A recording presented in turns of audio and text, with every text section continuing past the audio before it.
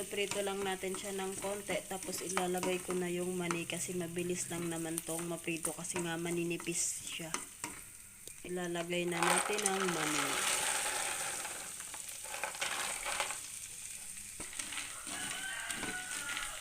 At lalagyan natin siya ng konting asin. So, ayun. Konting asin lang. Kasi hindi pwedeng masyadong maalat dito sa bahay. Kaya konting asin lang ang inilagay ko.